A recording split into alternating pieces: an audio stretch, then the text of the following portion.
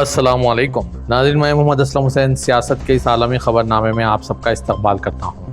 Iraq ने आज पीर के रोज़ ऐलान किया है कि सद्दाम हुसैन के दौरे हुकूमत के एक आला सतह के सिक्योरिटी अफसर को 1980 में एक मुमताज़ शिया आलिम दीन के कत्ल में मुलविस होने पर सज़ा का ऐलान किया गया। कौमी सलामती सर्विस का कहना है कि सऊदुन सबरी अल खसी, जो सद्दाम दौर में मेजर जनरल के ओहदे पर फायज थे और गुज़िश्ता साल गिरफ्तार हुए थे, इंसानियत के ख़िलाफ़ संगीन जराइम का मुजरिम करार दिया गया था। इन जराइम में मुमताज़ इराक़ी शिया आलिम मोहम्मद बाकर, सदर अल हकीम ख़ानदान के अफराद और दीगर आम शहरियों का कत्ल शामिल है। एजेंसी ने यह वाज़ेह नहीं किया कि अल खसी को कब ख़त्म किया गया। आयतुल्लाह मोहम्मद बाकर सदर इराक़ की सेकुलर बासी हुकूमत और सद्दाम हुसैन के बड़े नाक़िद थे। 1979 में ईरान में आए इस्लामी इनकलाब के बाद इनकी मुखालिफत में शिद्दत आ गई थी, जिससे सद्दाम हुसैन के इनके खदशात में इजाफा हुआ कि इराक़ में शिया क़यादत की सरपरस्ती में कोई तहरीक उठ सकती है। इजरायली सदर ईसाक हेर्ज़ोग ने आज पीर के रोज़ सिडनी के बॉन्डी बीच पर एक यहूदी मेले के दौरान फायरिंग से हलाक हुए 15 अफराद की याद में फूलों की चादर चढ़ाई और कहा कि तमाम मज़ाहिब के लोग मिलकर बुराई पर काबू पालेंगे। इजरायली सरबराह मुमलिकत ने 14 दिसंबर को हुए हमले के हलाक शुदगान को खिराज अक़ीदत पेश किया। वो ऑस्ट्रेलिया की यहूदी बरादरी की दिलजोई के लिए 4 रोज़ा सख्त हिफाजती दौरे पर हैं। उन्होंने तकरीब के दौरान कहा, तमाम मज़ाहिब और तमाम कौमों के अच्छे लोगों के दरमियान ताल्लुकात दहशतगर्दी, तशद्दुद और नफ़रत के सामने मजबूत रहेंगे। हम मिलकर इस बुराई पर काबू पाएंगे। हेर्ज़ोग ने बताया कि उन्होंने मुतासिरीन की मुक़द्दस याद में यरूशलेम से लाए गए 2 पत्थर बॉन्डी बीच पर रखे हैं। उन्होंने ऑस्ट्रेलवी हुकूमत की जानिब से दुश्मनी यहूद के ख़िलाफ़ उठाए गए मुस्बित इक़दामात का भी खैर मुक़द्दम किया। इजरायली फ़ौज ने आज पीर के रोज़ जनूबी गाज़ा में एक सुरंग से निकलकर फ़ौजियों पर हमला करने वाले 4 मुश्तबा मुसल्लह अफराद को हलाक करने का दावा करते हुए इस कार्रवाई को जंग बंदी की खुली खिलाफवर्जी करार दिया है। गुज़िश्ता माह अमेरिका की सालिसी में हुई जंग बंदी के दूसरे मरहले में दाखिल होने के बावजूद गाज़ा की पट्टी में तशद्दुद का सिलसिला जारी है और इजराइल व हमास एक दूसरे पर मुआहदे की खिलाफवर्जी का इल्ज़ाम आयद कर रहे हैं। फ़ौज ने एक बयान में कहा है कि थोड़ी देर पहले 4 मुसल्लह दहशतगर्द ज़ेर ज़मीन सुरंग से बाहर निकले और जनूबी गाज़ा की पट्टी में राफा के इलाके में फ़ौजियों पर फायरिंग कर दी। शिनाख्त के बाद फ़ौजियों ने इन गिरोह को ख़त्म कर दिया। बयान में मज़ीद कहा गया कि इस हमले में कोई इजरायली फ़ौजी ज़ख्मी नहीं हुआ, ताहम इसे इसराइल और हमास के दरमियान जंगबंदी के मुआहदे की सरही खिलाफवर्जी करार दिया गया। स्वीडन ने कहा है कि इसने शहरियत के हुसूल के मुतलाशी अफराद के लिए क़वानीन को मज़ीद सख्त करने का मनसूबा बनाया है। नई मुजवज़ा शराइत में दियानतदाराना ज़िंदगी और माली ज़रूरियात, ज़बान और उमूमी इल्म का इम्तिहान मुतारिफ़ कराया जाएगा, जबकि शहरियत से कबल स्वीडन में रिहाइश की शर्त को 5 से 8 साल तक बढ़ाया जाएगा। अगर पार्लियामेंट से मंजूरी मिल जाती है तो नए क़वानीन 6 जून को स्वीडन के कौमी तातील के दिन से लागू होंगे और उन दरख्वास्तों पर भी लागू होंगे जो इस वक्त ज़ेर गौर हैं। माइग्रेशन के वज़ीर जोहान फोर्सल ने सहाफ़ियों को बताया कि इस वक्त स्वीडिश शहरियत हासिल करना बहुत आसान है। स्वीडन में दाएं बाजू की जमात की हुकूमत है, जिसको इंतहाई दाएं बाजू की जमात स्वीडन डेमोक्रेट्स की हिमायत हासिल है। वज़ीर जोहान ने कहा कि शहरियत का मतलब इस वक्त लागू क़वानीन के शराइत से कहीं ज़्यादा होना चाहिए।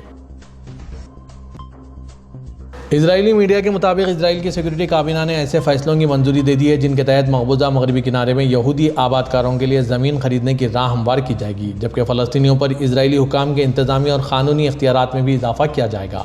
बरतानी ख़बरसां इदारे रॉयटर्स के मुताबिक मगरबी किनारा इन इलाक़ों में शामिल है जिन्हें फ़लस्तीनी अपनी मुस्तक़बिल की आज़ाद रियासत का हिस्सा करार देते हैं। इस खित्ते का बड़ा हिस्सा इजरायली फ़ौजी कंट्रोल में है, जबकि कुछ इलाक़ों में मगरबी हिमायत याफ्ता फ़लस्तीनी अथॉरिटी महदूद खुद मुख्तारी के तहत इंतज़ाम चला रही है।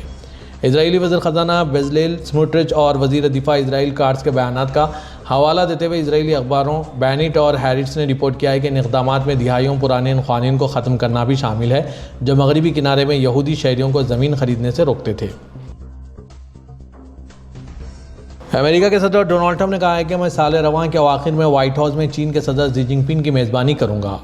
गुज़िश्ता रोज़ NBC न्यूज़ के लिए इंटरव्यू में डोनाल्ड ट्रंप ने कहा है कि रवां साल के आखिर में चीन के सदर शी जिनपिंग अमेरिका का दौरा करेंगे। यह बयान दुनिया की 2 बड़ी मईशतों के दरमियान एक तवील तिजारती जंग के पैदा करदा कशीदा ताल्लुकात को नए सिरे से तरतीब देने की कोशिशों के दौरान जारी किया गया। बयान से कल सदर ट्रंप ने सदर शी के साथ तिजारत, मसला तैवान, यूक्रेन जंग और ईरान की सूरत हाल पर एक जामे टेलीफोनिक मुलाकात भी की। तौक़े है कि ट्रंप अप्रैल में चीन का दौरा करेंगे और इसके बाद शी जिनपिंग अमेरिका का दौरा करेंगे। ट्रंप ने कहा कि वो साल के आखिर में व्हाइट हाउस आ रहे हैं। अमेरिका और चीन दुनिया के 2 ताकतवर तरीन मुल्क हैं और हमारे ताल्लुकात बहुत अच्छे हैं। बोर्ड ऑफ पीस का मुजवज़ा इजलास 19 फरवरी को होने जा रहा है। गाज़ा की तामीर नौ के लिए इस इजलास में फ़ंड इकट्ठा किए जाएंगे। मीडिया रिपोर्ट्स के मुताबिक हमास के सीनियर लीडर खालिद मशाल ने हमास से हथियार तुर्क करने की अपील को मुस्तरद कर दिया है। क़तर में एक कॉन्फ्रेंस से खिताब करते हुए खालिद मशाल ने कहा कि फ़लस्तीनी मज़ामती तंजीम हमास हथियार नहीं डालेगी और ना ही गाज़ा में गैर मुल्की मदाखलत को कबूल किया जाएगा। खालिद मशाल का यह बयान एक ऐसे वक्त में आया जब अमेरिका की सालिसी में तय पाए जंगबंदी दूसरे मरहले में दाखिल हो चुकी है। इस मरहले में हमास को गैर मुसल्लह करने इजरायली अफवाज का मरहलावार इनखला शामिल है। इस हफ्ते इजराइल के वज़ीर-ए-आज़म बेंजामिन नेतन्याहू की मुलाकात भी अमेरिकी सदर डोनाल्ड ट्रंप से चारशंबे के रोज़ होगी। खालिद मशाल ने मज़ीद कहा कि गाज़ा में इजराइल काबिज़ है और इस तनाज़ुर में हथियार डालने की बात करना फ़लस्तीनियों के इस तरह के रहम व करम पर छोड़ने के मुतरादिफ है। जनूबी कोरिया की फ़ौज ने बताया कि गैपयोंग काउंटी के शुमाली इलाके में तरबियती प्रवास के दौरान एक AH-1S बड़ा हमला और हेलीकॉप्टर गिरकर तबाह हो गया और इस पर सवार दोनों पायलट हलाक हो गए। हेलीकॉप्टर पीर के रोज़ सुबह मुकामी वक्त के मुताबिक 11 बजे के कुछ ही देर बाद किसी नामालूम वजह से गिर गया। फ़ौजी बयान के मुताबिक दोनों एहलकारों को करीबी अस्पतालों में मुंतकिल किया गया, मगर बादशाह व ज़ख्मों की ताब न लाते हुए चल बसे। फ़ौज ने इस हादसे के बाद तमाम AH-1S हेलीकॉप्टरों की परवाज़ें मुअत्तल कर दी और हादसे की वजह जानने के लिए एक हंगामी तहक़ीक़ाती टीम तश्कील दी गई। फ़ौज का कहना था कि मश्क में इंजन चलते हुए हंगामी लैंडिंग के तरीक़ेकार की मश्क शामिल थी। ये वो तरीक़ा था जो अमले को जंगी या मैकेनिकी हंगामी सूरत-ए-हाल के लिए तैयार करने के लिए तरतीब दिया गया था। माह रमज़ान की आमद में कुछ रोज़ बाकी हैं और रवां साल रोज़े का दौरानिया गुज़िश्ता साल के मुकाबले में कम रहेगा। दुनिया के इंतहाई शुमाली इलाकों जैसा कि शुमाली रूस, ग्रीनलैंड, आइसलैंड, नॉर्वे, स्वीडन और फिनलैंड में रहने वाले मुसलमानों के लिए सबसे तवील रोज़े हो सकते हैं। इन इलाकों में दिन का दौरानिया ज़्यादा होने के बाद रोज़े का दौरानिया 16 घंटे से तजावीज़ कर सकता है, जबकि बाद मुकामात पर यह तकरीबन 20 घंटे तक भी पहुँच जाएगा। ब्राज़ील, अर्जेंटाइन, जनूबी Africa, Chile, New Zealand, Indonesia, Malaysia और केनिया जैसे ममालिक में रोज़े का दौरानिया 11 से 14 घंटों के दरमियान तक होगा। इस तरह हिंदुस्तान में रहने वाले अफराद तकरीबन 13 घंटे तवील रोज़े रखेंगे। दुबई के इलाके औद मेथा में वाक़े इंडिया क्लब दुबई की जानिब से 8 फरवरी 2025 को एक शानदार और रंगारंग इंडियन फूड मेले का कामयाब इनेकाद अमल में लाया गया, जिसने मुत्तहिदा अरब इमारात में मुकीम भारतीय बरादरी को एक प्लेटफॉर्म पर इकट्ठा किया। इस फूड मेले में भारत के मुख्तलिफ सूबों और ख़ित्तों से ताल्लुक़ रखने वाले अफराद ने भरपूर जोश व खरोश के साथ शिरकत की और अपनी अपनी इलाकाई रिवायत के मुताबिक खानों के स्टॉल्स लगाए। इस फूड मेले का मकसद न सिर्फ भारतीय खानों की मतनू सकाफ़त को उजागर करना था, बल्कि नई नस्ल और बैनुल अक़वामी कम्युनिटी को भारत की क़दीम तहज़ीबी और ग़िज़ाई विरासत से रोशनास कराना भी था। तकरीबन शुमाली भारत, जनूबी भारत, मशरक़ी भारत और मगरबी भारत के रिवायती और मकबूल पकवान पेश किए गए, जिन्हें हाज़रीन ने बेहद सराहा।